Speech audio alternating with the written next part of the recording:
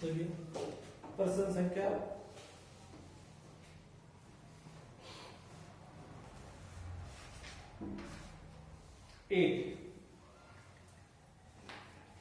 1 number का प्रश्न है। और ग्रीनवुड कंपनी लिमिटेड का 31 मार्च 2016 और 15 का चिट्ठा और आय विवरण दे रखा है। देखिए बैलेंस शीट दे रखी है, एम.आर. अग्रवाल की बुक है आपकी, क्लियर। उसमें आपको क्वेश्चन नंबर 8 में बैलेंस शीट दे रखी है और एक आपको इसमें दे रखा है आपको statement of profit and loss account, clear. तो देखिए इन्होंने ये पूछा है कि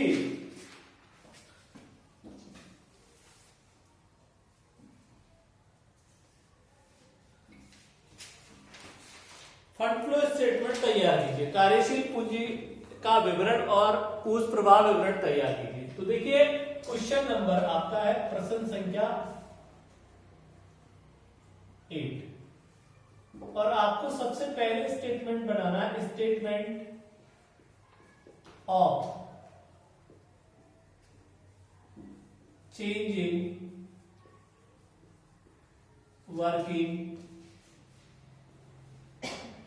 capital, statement of change in working capital. और इस स्टेटमेंट में यहां आता है आपका आइटम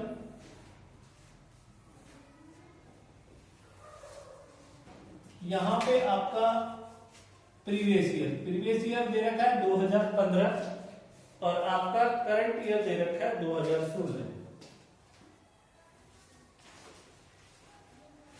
प्रश्न संख्या 8 बैलेंस शीट दे रखी है और आपको इनकम स्टेटमेंट दे रखा है। यहां पर अपन ने फॉर्मेट में देखा था effect on working capital, effect on working capital. और इफेक्ट ऑन वर्किंग कैपिटल में आपको 2 कॉलम बताए थे, एक तो किसका इंक्रीज का और दूसरा आपका किसका डिक्रीज, इंक्रीज और एक आपका किसका डिक्रीज, क्लियर। अब प्रश्न में क्या होगा, प्रश्न में आपको बैलेंस शीट दी हुई है और बैलेंस शीट में आप देखेंगे तो बैलेंस शीट में आपको करंट एसेट्स और करंट लायबिलिटीज दे रखी है।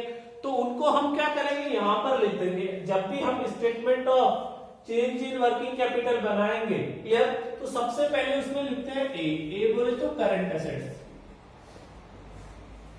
Current assets, clear, current assets. तो देखिए प्रश्न संख्या 10 में करंट एसेट्स दे रखी है आपको, एक तो इन्वेंट्री स्टॉक, दूसरी आपको दे रखी है trade receivable,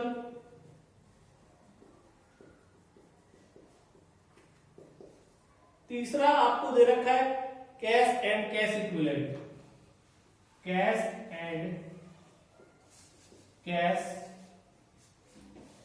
equivalents,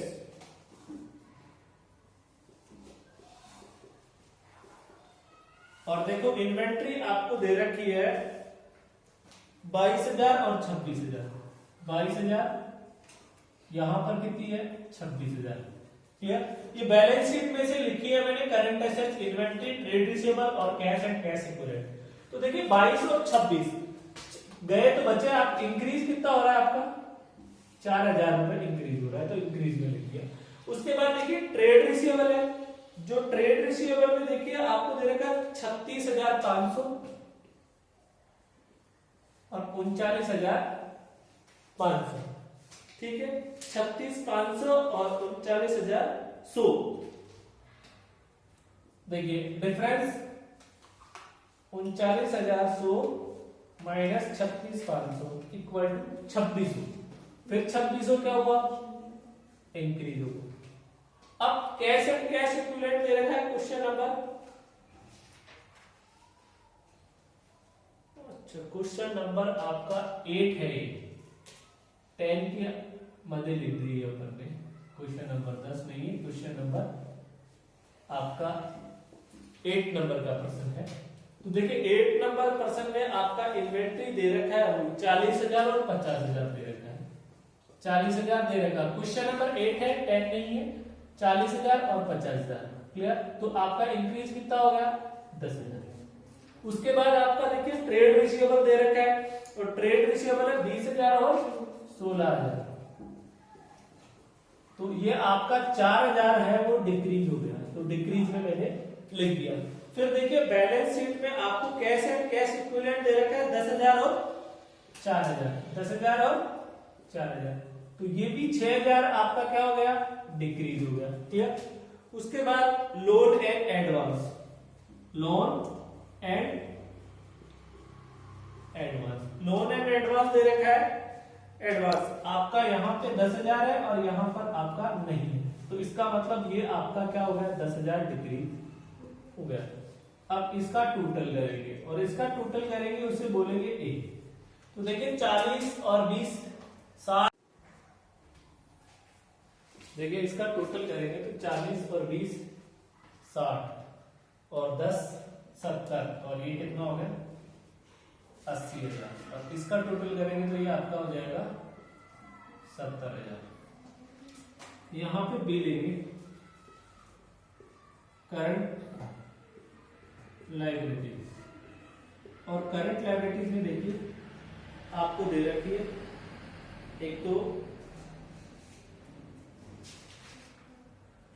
cash credit, और कैश क्रेडिट आपको दे रखी है 26 और 20, 26,000 और 20,000। तो देखिए डिक्रीज हो रहा है, तो इसको लिखेंगे इंक्रीज में 6,000। उसके बाद आपको दे रखा है ट्रेड पेबल, ट्रेड पेबल, और ट्रेड पेबल भी आपको दे दिया प्रश्न में 30 और 50, इंक्रीज हो रहा है कितना 20,000, तो इसे लिखेंगे किसमें, डिक्रीज में। उसके बाद देखिए आपका लास्ट आउटस्टैंडिंग एक्सपेंसेस दे रखा है, आउटस्टैंडिंग एक्सपेंसेस, और आउटस्टैंडिंग एक्सपेंसेस दे रखा है आपका 4,000 और 6,000। फिर इंक्रीज हो गया तो लिखेंगे किसमें, डिक्रीज में कितना 2,000। अब इसका टोटल करेंगे, यहां पर ये आ गया बी का टोटल, तो ये आ गया आपका 20 और ये 30, 60,000, और ये आपका हो गया 76,000। अब देखिए आपकी वर्किंग कैपिटल निकालनी है, तो हम क्या करेंगे, ए में से बी घटाएंगे। तो ए का टोटल 80,000 था और बी का टोटल 60,000, तो यहाँ पे तो कितना आ गया 20,000, और 70 में से 76 गए तो ये ब्रैकेट में आ जाएगा कितना 6,000। अब इधर कम पड़ रहा है इधर, तो इसका मतलब है कि डिक्रीज इन वर्किंग कैपिटल आ गई आपकी, डिक्रीज इन वर्किंग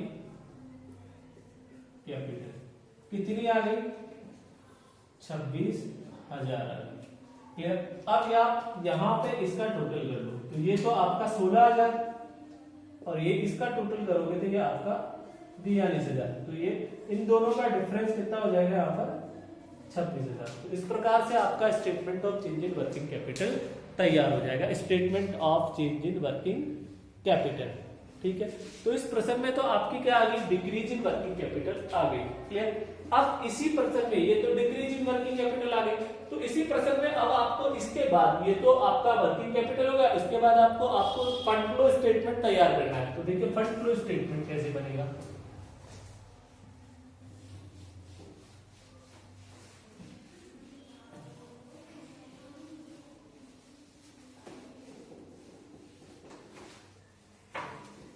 देखो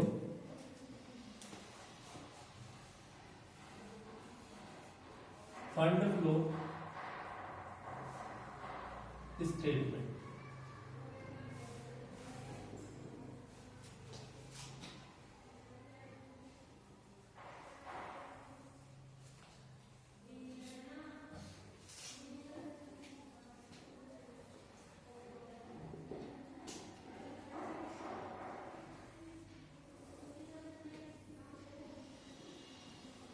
फंड फ्लो स्टेटमेंट। देखिए यहां पर तो आ जाएगा आपका क्या, अमाउंट, यहां पे आ जाएगी एप्लीकेशन ऑफ फंड,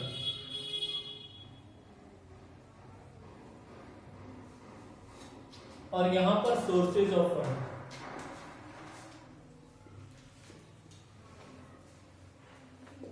और ये आ जाएगा यहां पर फिर आपका amount.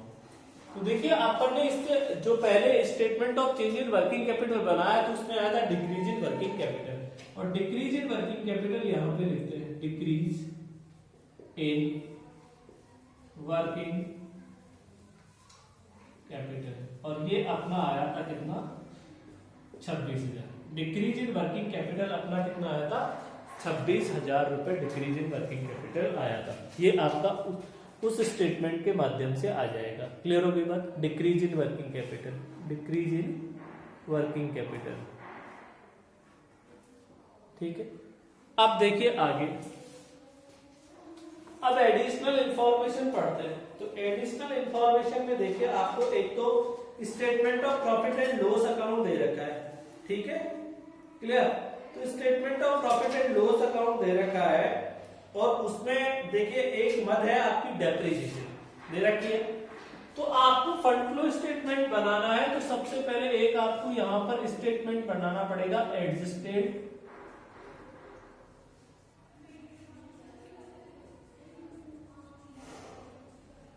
Profit and loss account, adjusted profit and loss account, ठीक है, वो पर्टिकुलर अमाउंट।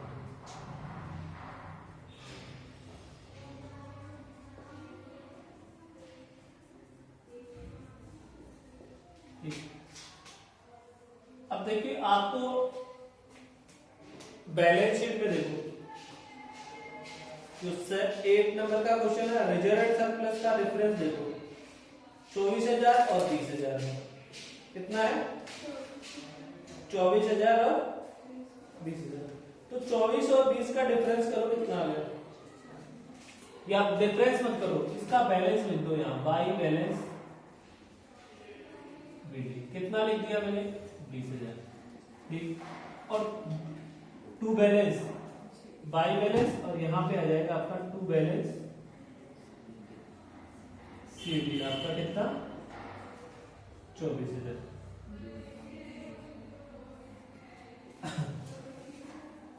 ठीक, क्लियर। अब देखिए यहां पर एडिशनल जो इंफॉर्मेशन थी इसमें statement of profit and loss है, उसमें एक डेप्रिसिएशन की मत दे रखी है, कितनी दे रखी है, 20,000। तो देखिए टू डेप्रिसिएशन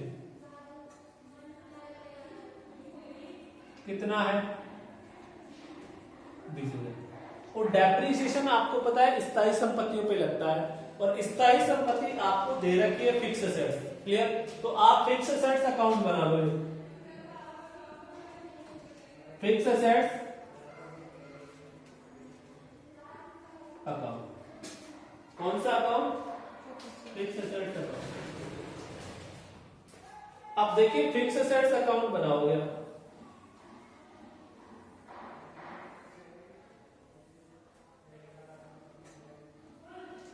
ठीक है, तो वही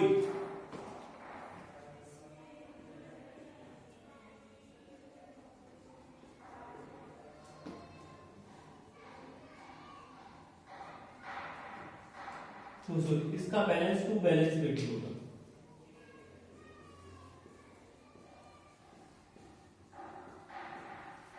और टू बैलेंस बीडी आपको दे रखा है प्रश्न में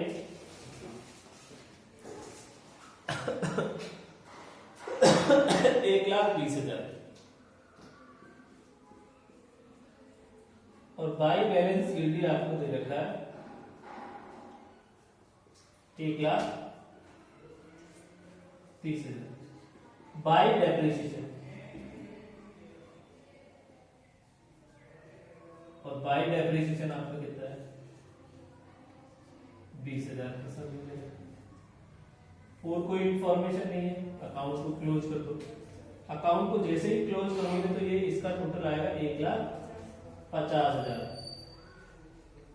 1,50,000 में से 1,20,000 गया तो आपका 30,000 यहाँ बैलेंसिंग फिगर हो गया, और बैलेंसिंग फिगर इसको लिखेंगे टू कैश,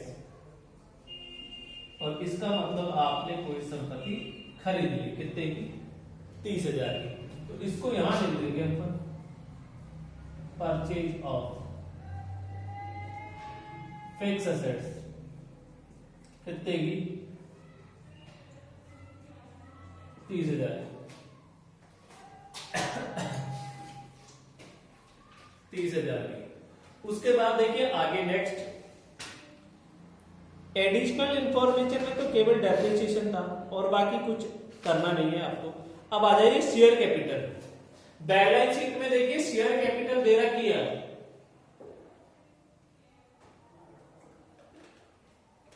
और शेयर कैपिटल इक्वल है, इक्वल ना तो इंक्रीज है ना ही डिक्रीज।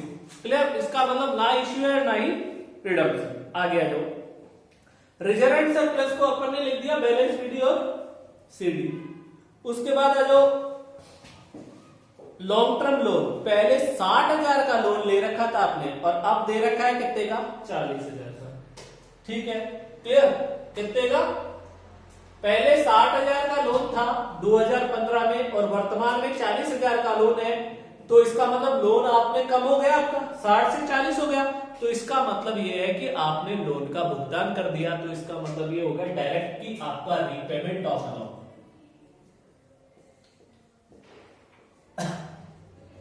ऑफ लोन कितना, दोनों का डिफरेंस 20,000। रीपेमेंट लोन कितना 20,000। उसके बाद देखिए आपका नेक्स्ट लोन के बाद करंट लायबिलिटीज का ट्रीटमेंट आपका ऑलरेडी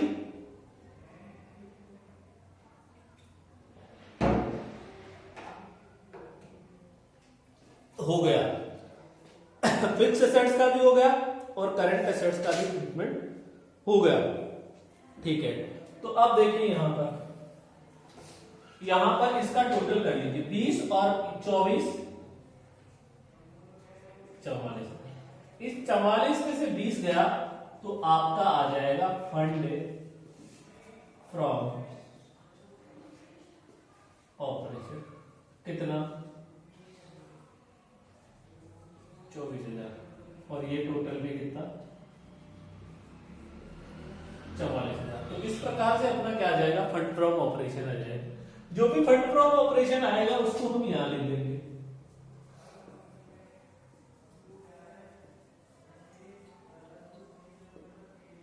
कितना है 24, टोटल करो 50,000, इधर भी कितना 50,000। मैंने पढ़ाया था जब फॉर्मेट लिखाया था तभी ये कह दिया था कि आप फंड फ्लो स्टेटमेंट बनाओगे, इसके दोनों साइड का एप्लीकेशन ऑफ फंड और सोर्सेज ऑफ फंड दोनों का योग हमेशा क्या होता है बराबर आता है।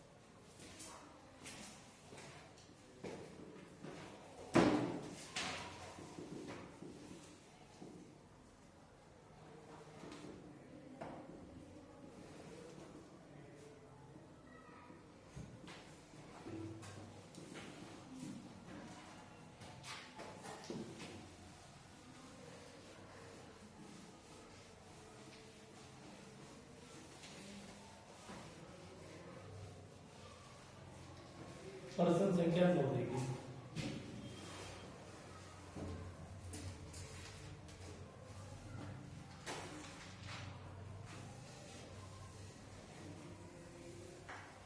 पर्सन संख्या 9 की बैलेंस शीट दे रखी है, comparative balance sheet of hearing India limited. Comparative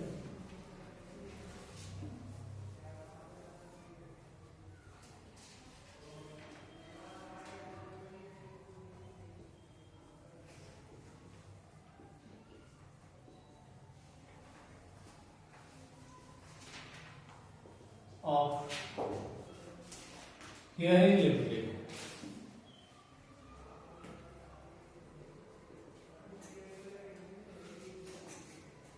India limited.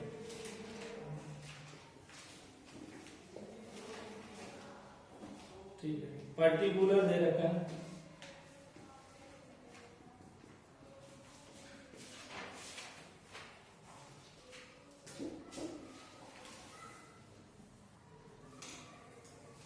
दो 2016 का अमाउंट दे रखा है और 2017 का, 2015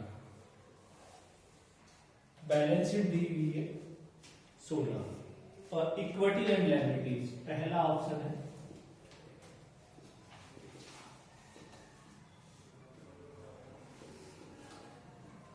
उसमें भी आपका फर्स्ट ऑप्शन है शेयर होल्डर फंड्स। और शेयर होल्डर फंड में ए है आपकी शेयर कैपिटल, बी आपका है reserve and surplus, statement of profit and loss 40 lakh 50 lakh, यहाँ पे 50 लाख है, यहाँ पे ये आपको कितना दे रखा है 40 लाख है। ठीक है, और फिर आपको यहाँ दे रखा है 15 लाख और 5 लाख, 15 लाख और ये दे रखा है आपको 5 लाख। उसके बाद है नॉन करंट लायबिलिटीज 2 नंबर पे, नॉन करंट लायबिलिटीज। और नॉन करंट लायबिलिटीज में दे रखा है आपको केवल सिक्योर्ड लोन 35 और 40।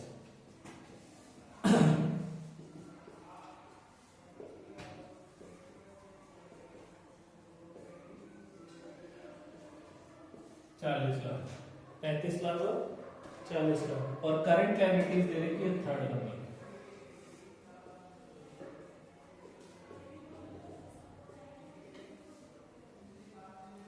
पचास और 60।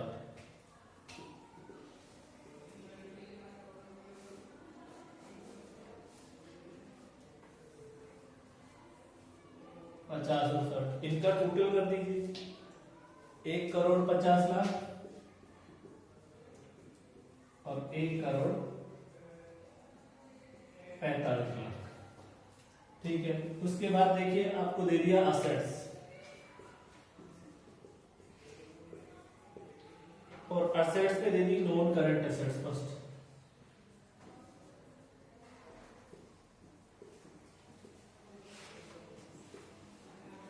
नॉन करंट असेट्स में ए है आपकी fix assets,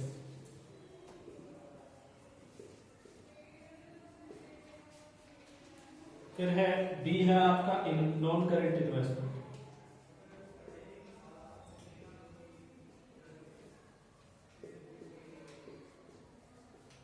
non current investment, फिर है आपका करंट एसेट्स सेकंड,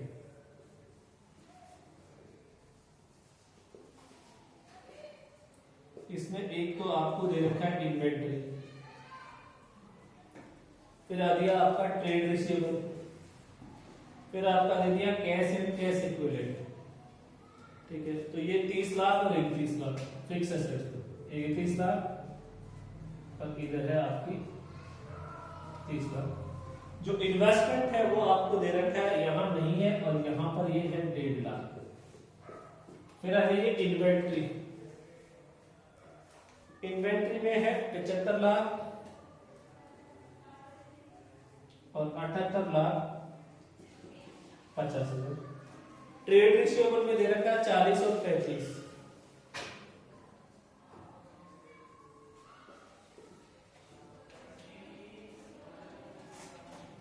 कैश दे रखा है 2.5 lakh 1,25,000।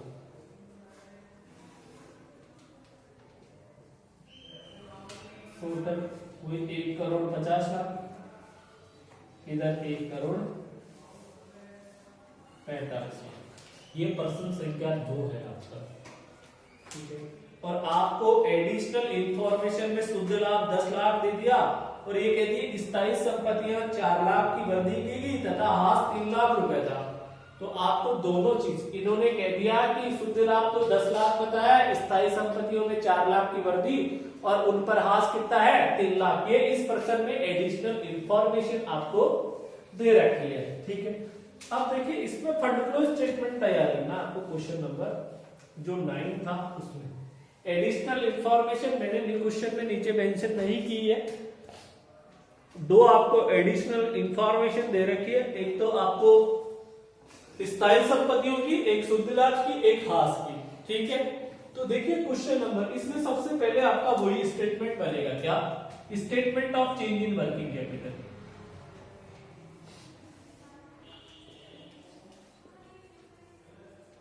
Statement of changes in working capital. Particular items ले सकते हो,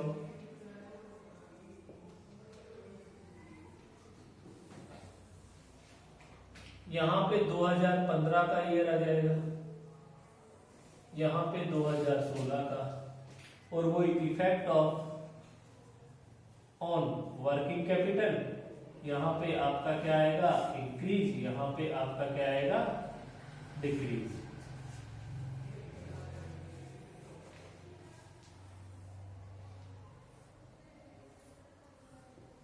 ये 2016 आ जाएगा। ये तो अपना फॉर्मेट था statement of change in working capital बनाने का, statement of change in working capital बनाने का फॉर्मेट था ये।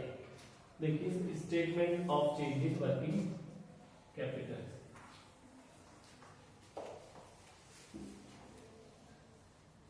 इस statement of change in working capital में सबसे पहले ए आपकी आती है करंट एसेट्स,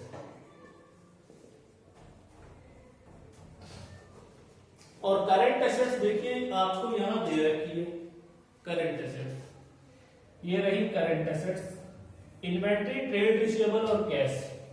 तो एक तो आपको दे रखा है इन्वेंट्री, एक आपको दे रखा है ट्रेड रिसीवेबल, और एक आपको दे रखा है कैश एंड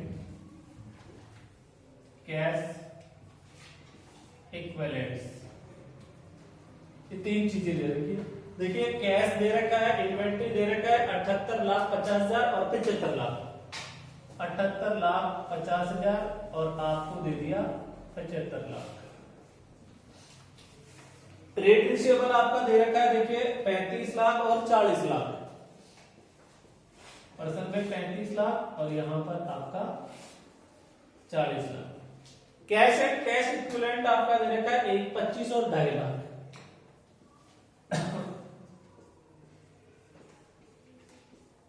यहां इसका टोटल होगा और वो कहलाएगा आपका ए। अब इसमें देखिए इंक्रीज डिक्रीज करेंगे तो 78,50,000 में से 75 लाख गए, देखिए 78,50 में से 75 लाख गए, तो डिक्रीज हो गया कितना 3,50,000। इधर 35 से 40 हो गया, तो इसका मतलब 5 लाख आपका क्या हो गया इंक्रीज हो गया, ठीक। इधर था 1,25 से 2.5 लाख हो गया, तो इसका मतलब ये इंक्रीज हो गया 1,25,000। अब इसका टोटल करेंगे तो 78,50,000 प्लस 35 लाख प्लस 1,25,000, ये टोटल होगा 1,14,75,000, और इसका टोटल हो गया 75 लाख प्लस 40 लाख प्लस 2.5 लाख, ये हो गया 1,17,75,000। ये किसका टोटल आ गया 2016 का, ये 2015 का। 78,50,000 प्लस 35,00,000 प्लस 1,25,000, 1,14,75,000।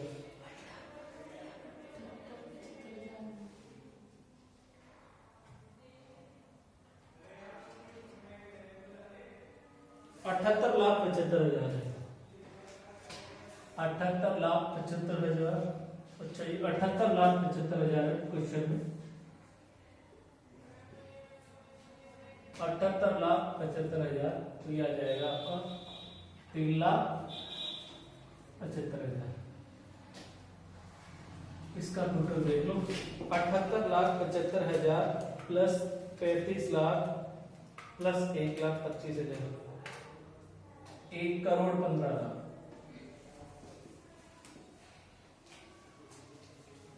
अब देखो बी आपकी है करंट लायबिलिटी, और करंट लायबिलिटीज आपको सादा सिंपल दे रखा है। उसमें क्वेश्चन में देखिए करंट लायबिलिटीज 60,00,000 और 50,00,000, ये लो 60,00,000 और ये 50,00,000, तो ये 60,00,000 और ये 50,00,000, ये बी। तो ये देखिए working capital A minus B, कार्यशील पूंजी। 1,15,00,000 में से 60,00,000 गए, 55,00,000, और 1,17,50,000 में से आपका गया 50,00,000,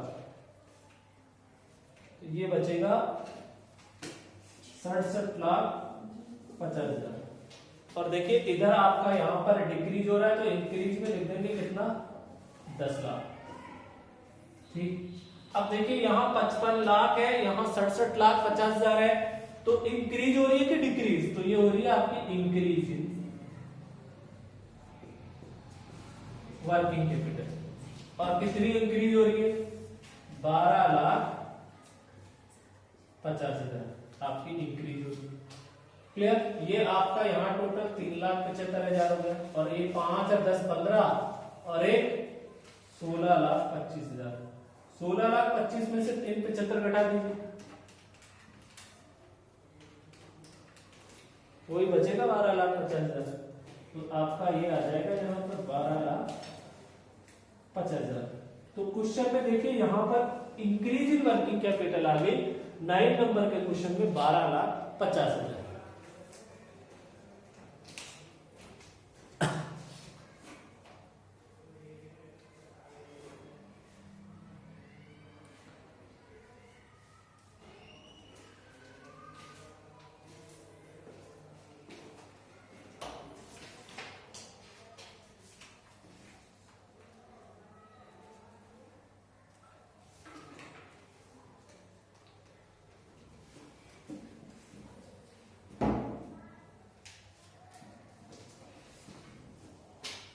क्वेश्चन बुक में भी दे रखा है, बुक में क्वेश्चन नंबर 9 है। मैं अब देखिए फंड फ्लो स्टेटमेंट बना रहा हूं 9 क्वेश्चन का।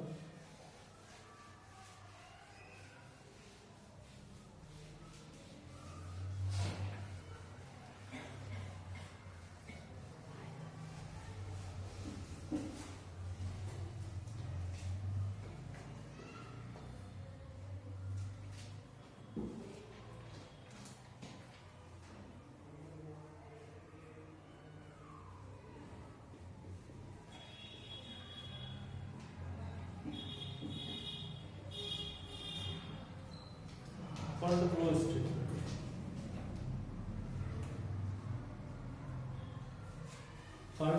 Fund flow statement.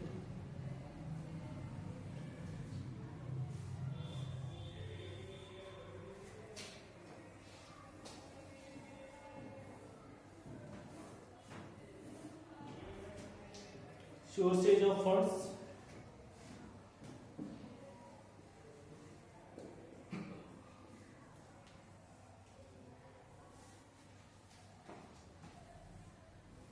यहाँ अमाउंट आ जाएगा, और यहाँ पर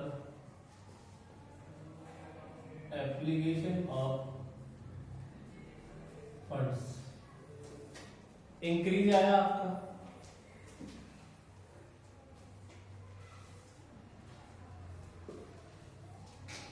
तो यहां पर आ जाएगा इंक्रीज इन वर्किंग कैपिटल, पूरा लिखेंगे 12,50,000।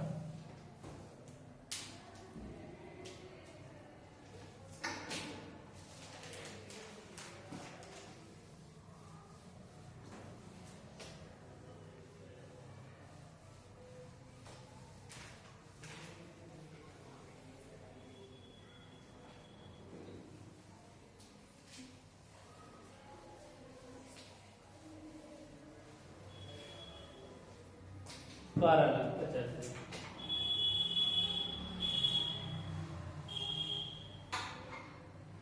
अब फंड फ्रॉम ऑपरेशन निकालने के लिए वही एडजस्टेड प्रॉफिट एंड लॉस,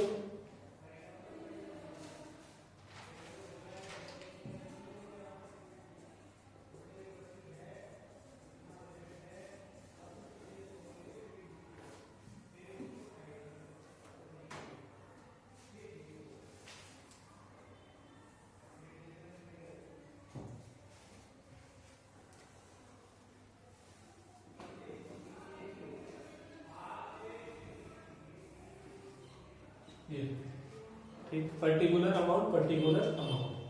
अब देखिए सबसे पहले जब भी फंड फ्लो का प्रश्न एग्जाम में करेंगे, सबसे पहले आपको बैलेंस शीट दी हुई, बैलेंस शीट से आपको statement of change in working capital बनाना है, उससे इंक्रीज और डिक्रीज निकाल लिया, और अपन ने इंक्रीज इन वर्किंग कैपिटल निकाली 12,50,000। यहां तक अपनी बात खत्म। अब बात आती है कि अपने को क्या बनाना है, फंड फ्लो स्टेटमेंट और एडजस्टेड पी&एल। अपने को फाइनल तो फंड फ्लो स्टेटमेंट बनाना है, लेकिन एडजस्टेड पी&एल से हमें क्या निकालना होता है, फंड फ्रॉम ऑपरेशन, तो इसलिए वो बनाना पड़ता है। तो जब भी आप फंड फ्लो का प्रश्न करें तो सबसे पहले एडिशनल इंफॉर्मेशन पढ़े और उनका ट्रीटमेंट करें। तो जो बैलेंस शीट दी होगी उसके नीचे एडिशनल इंफॉर्मेशन दी हुई है, और इसमें पहले इंफॉर्मेशन है शुद्ध लाभ 10 लाख है। तो देखिए आप लाभ की तरफ जाएंगे तो बाई बैलेंस बीडी, और आपको एक दे रखा है to balance CD.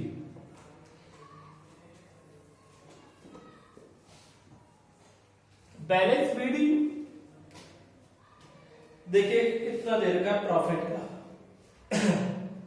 Statement 5 lakh और 15 लाख, ये तो कितना है 5 लाख, और ये कितना है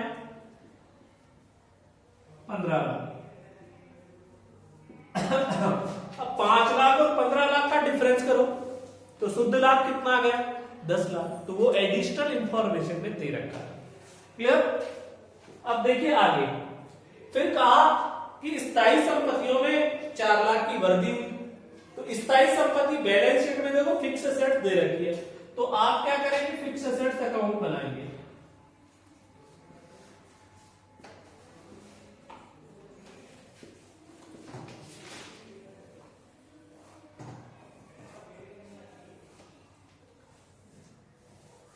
ठीक है, फिक्स एसेट्स अकाउंट बनाएंगे, तो वही अपना to balance BD. To balance BD आपको दे रखा है प्रश्न में 30 लाख और 31 लाख। कितना दे रखा है 30 लाख और 31 लाख, तो देखिए 30 लाख, और बाई बैलेंस सीडी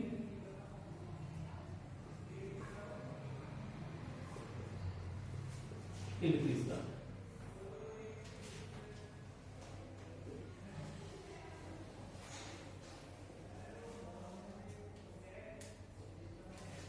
ठीक है, 30 लाख और 31 लाख आपने खरीदी, खुद ने कहा वृद्धि हो गई, तो इसका मतलब है कैश और ब्रैकेट में क्या परचेज। एडिशनल इंफॉर्मेशन में क्या वृद्धि हो गई, तो वृद्धि कितने की होगी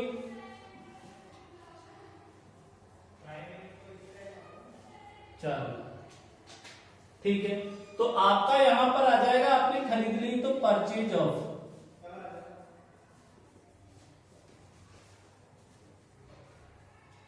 फिक्स एसेट्स, और परचेज ऑफ फिक्स एसेट्स आपकी कितनी हो गई 4 लाख। अब देखिए आपको बुक में डेप्रिसिएशन भी दे रखा है इसका, डेप्रिसिएशन दे रखा है आपका कितना, 3 लाख। ठीक है, इसका टोटल करो तो ये आपका कितना है, 34 लाख है, और इधर 3 लाख और 31 लाख, ये आपका इधर भी कितना हो गया, 34 लाख। क्लियर हो गई बात। अब देखिए यहां पर डेप्रिसिएशन है वो 3 लाख, तो इसको यहां आप एडजस्टेड P&L में लिखेंगे टू डेप्रिसिएशन, और ये आपका कितना आ जाएगा, 3 लाख। मैं आपको बता दिया फिक्स एसेट्स अकाउंट ये डेबिट होता है और इधर आपका क्या होता है, क्रेडिट होता है। क्लियर। असेट्स का डेबिट बैलेंस होता है, लायबिलिटीज का क्रेडिट बैलेंस होता है। टू बैलेंस शीट 30 लाख दे रखा है, बाय बैलेंस शीट 31 लाख आपको दे रखा है।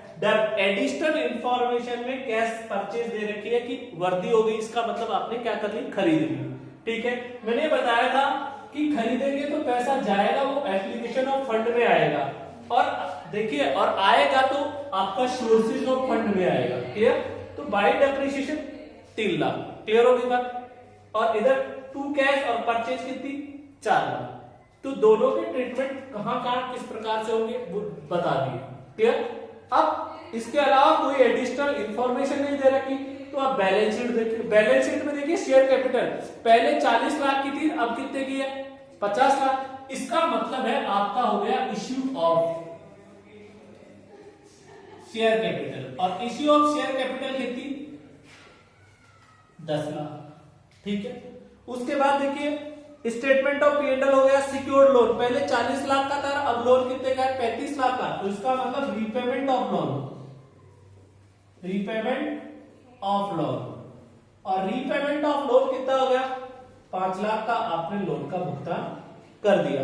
और फिर बैलेंस शीट में आपको दे रखी है इन्वेस्टमेंट, पहले इन्वेस्टमेंट नहीं था, अब इन्वेस्टमेंट कितना है, 1.5 लाख का बढ़ गया ना इन्वेस्टमेंट, तो इसका मतलब आपने फिर क्या करनी, परचेज ऑफ इन्वेस्टमेंट,